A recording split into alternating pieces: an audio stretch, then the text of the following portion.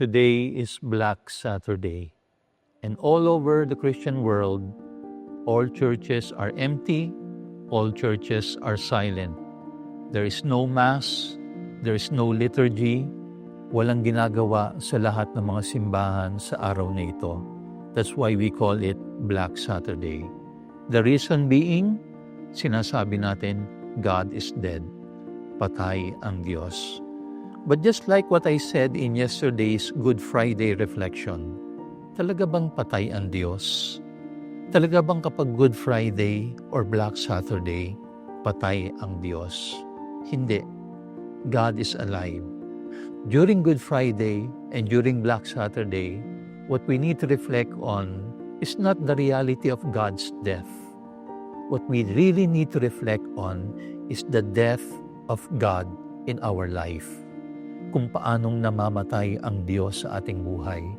Dahil pwedeng mangyari na buhay ang Diyos, pero ang totoo, patay ang Diyos sa ating kaluluwa, patay ang Diyos sa ating kalooban. My dear friends, when do we know that we are dying spiritually? When do we know that God is dead in our life? Meron po akong tatlong simple suggestions. Number one, we know that we are dead spiritually when church services bore you. Kapag yung mga gawain ng simbahan ay kinatatamaran mo. For example, yung banal na misa. I remember one funny story. There was a nursery teacher.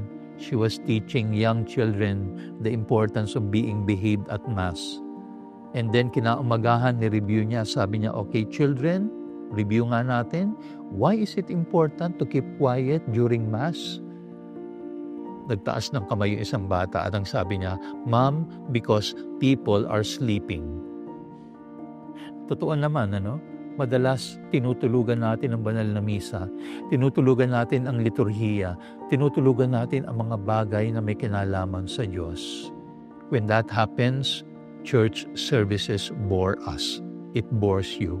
And that is an indication that we are dying spiritually. You know, one time Pope Francis was speaking to young children, and one child asked him, sabi niya, Pope Francis, why is it that I am bored during Mass? Why do I find the Mass very long? And you know what Pope Francis said? We find the Mass very long because our love is very short. Oo nga naman. Kapag ikaw ay nagmamahal, walang mahaba, walang matagal. Pero kung hindi ka nagmamahal, ang lahat ay napakatagal, ang lahat ay napakahaba. Hindi ba minsan lagi nating sinasabi, parang wala naman akong nakukuha sa misa? But you know, that is the wrong question.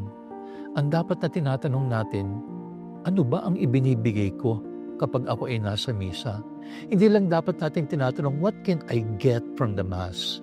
We should also ask ourselves, what do I give to the celebration of the Holy Mass? Because it also depends, what I get from the Holy Mass will also depend on how much do I give myself to the celebration of the Holy Eucharist. So siguro po next time, baguhin natin yung ating mentality.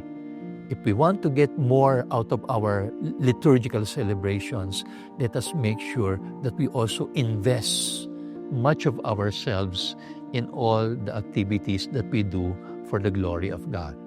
So yun yung unang basihan, or yun yung unang pamantayan to know if we are dying spiritually. When church services bore you.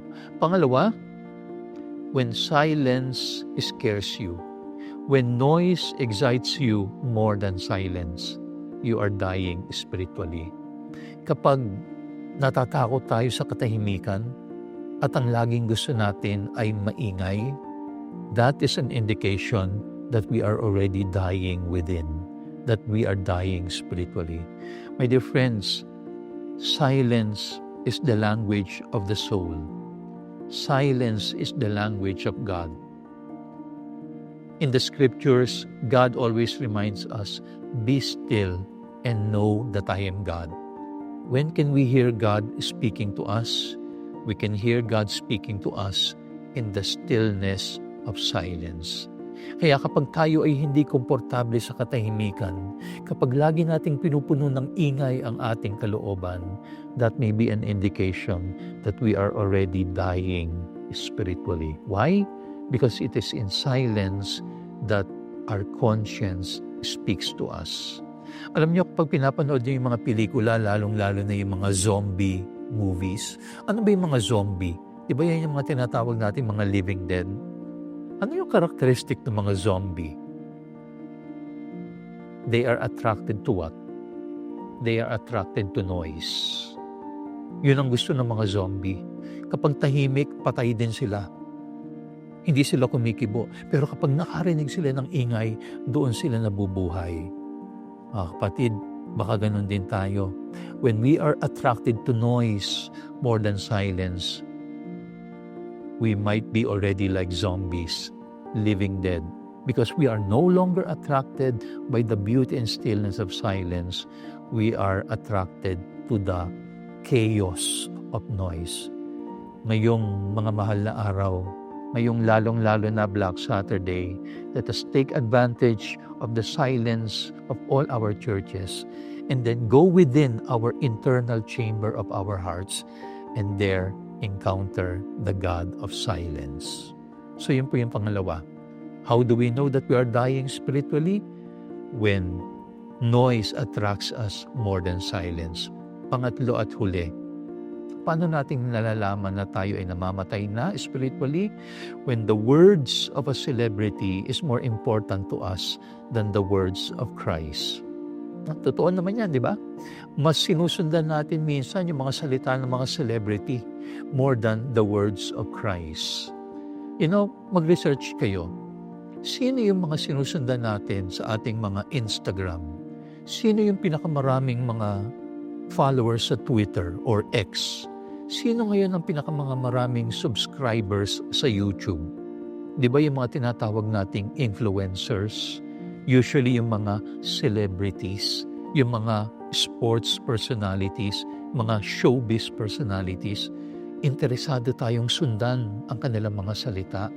Sometimes, it is lamentable that we follow more the words of a content creator rather than the words of our Creator. Di ba nakakalungkot yun? Mas alam natin yung mga content creators, pero yung mga salita ng ating God the Creator, we are not familiar. Today, let us make a promise to the Lord. Bubuhayin ko muli ang aking pagkauhaw sa iyong mga salita, Panginoon. I will not be attracted to the words of a celebrity. I will be more attracted and I will hunger more to the words of Christ. Maganda yung sinasabi ng mga salmo, no? Like a deer that yearns for running streams, so my soul will yearn for you, my God. Ganon din po ang gawin natin. Let us yearn and hunger and thirst for the words of Christ, because as Christ Himself said, man does not live by bread alone, but by every word that comes from the mouth of God. Ngayong Black Saturday, araw na patay ang Diyos, let me remind you and me, hindi patay ang Diyos, buhay ang Diyos. Pero pwede siyang mamatay sa ating kalooban. Kaya muli natin siyang buhayin so that tomorrow, when we celebrate Easter, we will rise together with Christ, victorious, because we are an Easter people, and Alleluia is our song.